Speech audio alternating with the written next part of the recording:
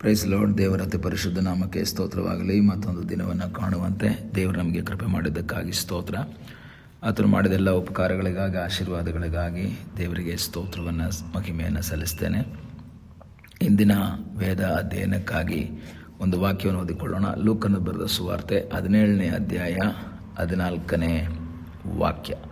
ಆತನು ಅವರನ್ನು ನೋಡಿ, ನೀವು ಹೋಗಿ ಯಾಜಕರಿಗೆ ಮೈ ತೋರಿಸಿಕೊಳ್ಳಿರಿ ಎಂದು ಹೇಳಿದನು. ಅವರು ಹೋಗುತ್ತಿರುವಾಗಲೇ ಶುದ್ಧರಾದರು. ಯೇಸುಸ್ವಾಮಿ ಅನೇಕ ರೋಗಿಗಳನ್ನು ಸ್ವಸ್ಥ ಮಾಡಿ, ಅನೇಕ ದೆವ್ವ ಪೀಡಿತರನ್ನು ಬಿಡುಗಡೆ ಮಾಡಿ ಸುವಾರ್ತೆಯನ್ನು ಸಾರುತ್ತಾ ಇದ್ದರು. ವಿವಿಧ ಕಡೆಗಳಿಗೆ ಪ್ರಯಾಣ ಮಾಡುತ್ತಾ ಈ ತನ್ನ ಸೇವೆಯನ್ನು ಮುಂದುವರಿಸ್ತಾ ಇರುವಂತಹ ಆ ಸಂದರ್ಭದಲ್ಲಿ ಯೆರೂಸಲೇಮಿಗೆ ಪ್ರಯಾಣ ಮಾಡುವಾಗ ಸಮರ್ಯ, ಗಲಿಲಾಯ ಸೀಮೆಗಳ ನಡುವೆ ಹಾದು ಹೋದನು. ಆಗ ಒಂದು ಹಳ್ಳಿಗೆ ಬಂದಾಗ ಹೆಚ್ಚು ಕಡಿಮೆ 10 ಜನ ಕುಷ್ಠರೋಗಿಗಳು ಆತನ ಎದುರಿಗೆ ಬಂದು ದೂರದಲ್ಲಿ ನಿಂತು, ಯೇಸುವೇ ಗುರುವೇ, ನಮ್ಮ ಮೇಲೆ ದಯವಿಡು ಎಂದು ಕೂಗ್ತಾ ಇದ್ದಾರೆ.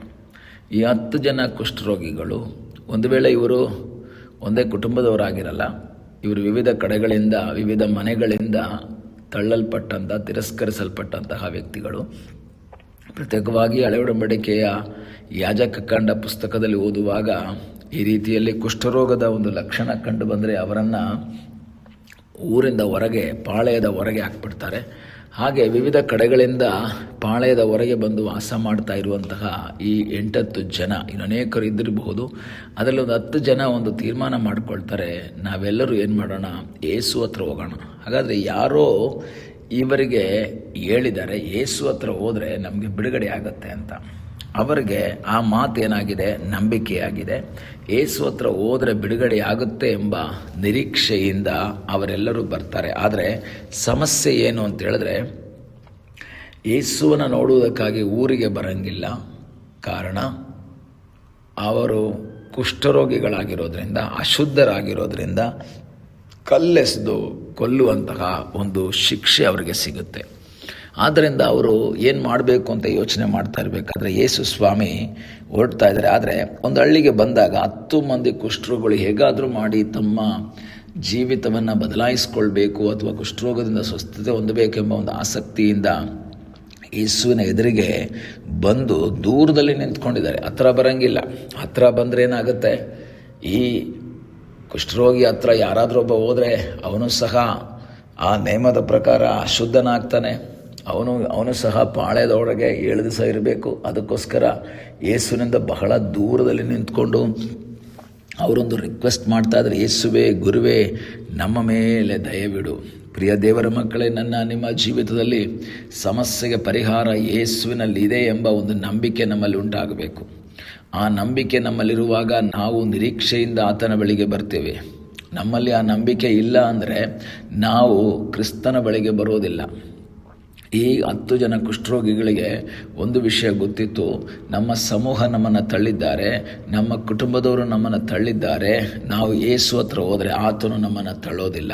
ಒಂದು ವೇಳೆ ನೀನು ಎಲ್ಲರಿಂದ ತಿರಸ್ಕರಿಸಲ್ಪಟ್ಟ ಹಾಗೆ, ತಳ್ಳಲ್ಪಟ್ಟ ಹಾಗೆ, ಪಾಳೆಯದ ಹೊರಗೆ ವಾಸ ಮಾಡುತ್ತಿರುವ ಹಾಗೆ ಜೀವಿಸುತ್ತಿರುವಂಥ ವ್ಯಕ್ತಿಯಾಗಿರಬಹುದು. ಆದರೆ ನೀನು ಯೇಸುವಿನ ಬಳಿಗೆ ಬರೋದಾದರೆ ಯೇಸು ನಿನ್ನನ್ನು ಸೇರಿಸಿಕೊಳ್ಳುವನಾಗಿದ್ದಾನೆ.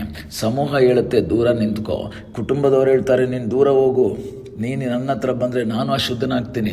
ಆದರೆ ಯೇಸು ಹೇಳ್ತಾನೆ, ಇಲ್ಲ, ನೀನು ನನ್ನ ಹತ್ರ ಬಂದರೆ ನಾನು ಅಶುದ್ಧನಾಗಲ್ಲ, ಬದಲಾಗಿ ನೀನು ಶುದ್ಧನಾಗ್ತೀಯ. ನಿನ್ನ ಜೀವಿತದ ವೇದನೆ, ಸಮಸ್ಯೆ ಏನೇ ಆದರೂ ಸಹ ನೀನು ಯೇಸು ಹತ್ರ ಬಂದರೆ ನಿನಗೆ ಬಿಡುಗಡೆ ಇದೆ. ಯೇಸು ಹತ್ರ ಬಂದಾಗ ಯೇಸು ಅವ್ರಿಗೆ ಹೇಳ್ತಾರೆ, ನೀವು ಹೋಗಿ ಯಾಜಕರಿಗೆ ಮೈ ತೋರಿಸಿಕೊಳ್ಳಿರಿ. ಸಾಧಾರಣ ಶುದ್ಧವಾದ ನಂತರ ಯಾಜಕರು ಸರ್ಟಿಫೈ ಮಾಡಿದ್ರೇ ಒಳಗೆ ಬರೋಕ್ಕಾಗೋದು. ಆದ್ದರಿಂದ ನೀವು ಸುಮ್ಮನೆ ಒಳಗೆ ಹೋಗಬೇಡಿ, ಯಾಜಕರಿಗೆ ಮೈ ತೋರಿಸಿ ಸರ್ಟಿಫಿಕೇಟ್ ತಗೊಂಡು ನೀವು ಒಳಗೋಗಿ ಯಾಜಕರಿಗೆ ಮೈ ತೋರಿಸ್ರಿ. ಆಗ ಸ್ವಸ್ಥವಾಗಿಲ್ಲ, ಇವರಿಗೆ ಬಿಡುಗಡೆ ಆಗಿಲ್ಲ. ಆದರೂ ಸಹ ಇವರು ನಂಬಿಕೆಯಿಂದ ಹೋಗ್ತಾ ಇದ್ದಾರೆ. ವಾಕ್ಯ ಹೇಳುತ್ತೆ, ಅವರು ಹೋಗುತ್ತಿರುವಾಗಲೇ ಶುದ್ಧರಾದರು. ಅವರ ನಂಬಿಕೆಯಿಂದ ಹೋಗ್ತಾ ಇದ್ದಾರೆ. ಶರೀರದಲ್ಲಿ ಗಾಯ ಗುಣ ಆಗಿಲ್ಲ, ಆದರೂ ಸಹ ಅವರಿಗೆ ಒಂದು ನಂಬಿಕೆ ಇದೆ. ನಾವು ಯಾಜಕರ ಬಳಿಗೆ ಹೋಗುವಂತ ನಮಗೆ ಹೇಳಿದ್ದು ಯಾರು ಅಂದರೆ ಅದ್ಭುತ ಮಾಡುವುದಕ್ಕೆ ಶಕ್ತನಾದ ಯೇಸು.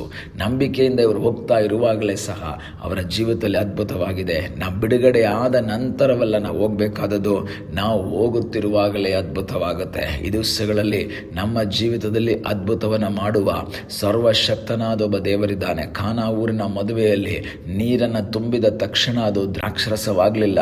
ಅದನ್ನು ತೋಡಿಕೊಂಡು ತಗೊಂಡು ಹೋಗ್ತಾ ಇರಬೇಕಾದ್ರೂ ನೀರೇ, ಆದರೆ ನಂತರ ವಾಕ್ಯ ಹೇಳುತ್ತೆ ಅಷ್ಟರಲ್ಲಿ ದ್ರಾಕ್ಷರಸವಾಯಿತು.